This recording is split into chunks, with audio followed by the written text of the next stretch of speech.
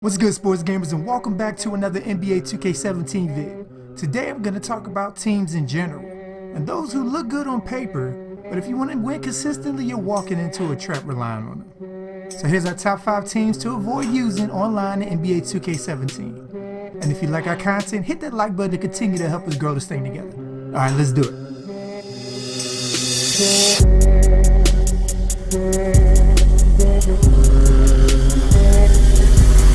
Sports Gamers Online is the #1 source for the sports gamer.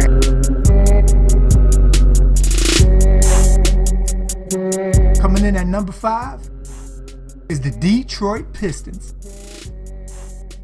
If your playstyle is to rain threes at will, don't ever use this team. The one three-point shooter I thought they had in Lure is only a 74, and Jackson is their only starter who has more than one hot zone from 3. But then you look and he has 4 cold zones inside the arc, so you're better off shooting threes or just taking it all the way to the hoop with him, than trying to remember if you landed on blue. But even still, this crap can happen. Get the basket. Drummond, their best player by far, gets boards all day of course, but you're scared shitless whenever he's fouled. And the constant fear of not embarrassing yourself whenever you try to post up with him is always there, and he can't even block shots. He's an 88 rated Reggie Evans as far as I'm concerned. Out of the starters, your best hope is for Morris and Caldwell Pope to get hot from outside. Number 4 on the list is the Boston Celtics. Using the Celtics, you can go vintage Allen Iverson as much as you want with Isaiah Thomas. But outside of him and Avery Bradley and Crowder spot up shooting, this team has very serious flaws that can easily get you beat if Thomas most of all doesn't score more than half your points. And there's only so much a 5'9" player can do. First off is their team is soft down low. You can feel it when you play with them. Their best big man in Horford is a jump shooter who can't finish inside at a high rate if you tried unless he's wide open. And don't get me started on the other big. You have no reason to play Amir Johnson and Olynyk and Jerebko just tall shooting guards. Which leads me to the next fact. You're gonna get killed on the boards using the Celtics, just accept that going in. If you can't rebound, majority of your games are gonna be close, despite the Celtics having one of the better players in the league now, Thomas. Like for real, play a team like the Kings and tell me cousins won't get 30 and 20. And lastly, their bench sucks. Normally teams have a nice backup point guard or anybody who can shoot, but Boston's best 2 backup point guards and their number 3 draft pick in Brown lay bricks everywhere. I mean, for real? You're basically reduced to holding on and not getting blown out when the bench mob comes in. Number 3 is the Orlando Magic.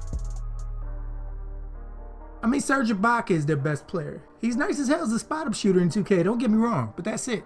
And this guy's their best player? That can't be.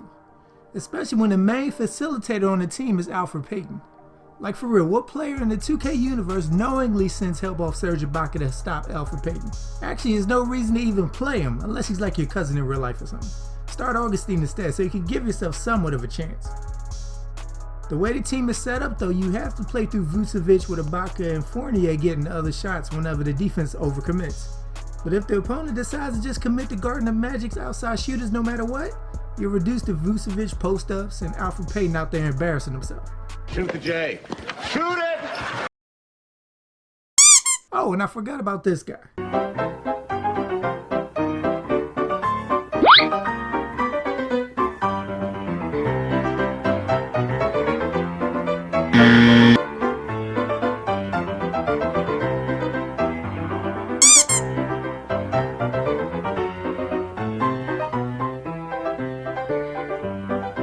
You suck! Number 2 on the list is the Chicago Bulls. People try and get ahead of the curve in a lot of things. The Oakland A's in baseball stack guys who can get on base. The Spurs invested in Euro scouting. The Bulls signed every single player who can't shoot in the league to be on their team. And then they traded for Michael Carter Williams, so you already know why they're on the list. Doug McDermott, their best 3-point shooter, plays the same position as the Bulls' best player, so you gotta play Wade and Butler down the position to even get something called spacing on this team. And you're doing that for a player with only 83 open 3. It's that bad. If you want to drive a Wade or Butler, you're gonna meet Lopez or Gibson's defender when you do because they're standing in the lane. But the bright side is Lopez will grab all the bricks this team will accumulate. As Sports Gamers Online, #1 team to avoid using online is the Oklahoma City Thunder. For the athleticism that Westbrook brings to be able to dunk over any and everybody, he's not a shooter. Or I'll just say not a consistent one. Especially from 3 where he's below average for a point guard and has 3 cold zones to overcome. So when a guy you expect to have the ball nearly 100% of the time is limited to mid-range and drives to the hoop, we call that DeMar DeRozan. Post moves on the Thunder are thrown out the window, so using them basically comes down to a Westbrook-Adams pick and roll, or a Westbrook pass or panic shot. Let's be real, it's probably a shot, with 2 seconds left in the shot clock after you couldn't cross the guy over.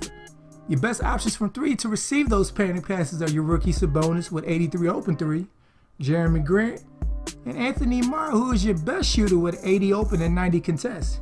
But this is what he looks like on defense, so is it worth it?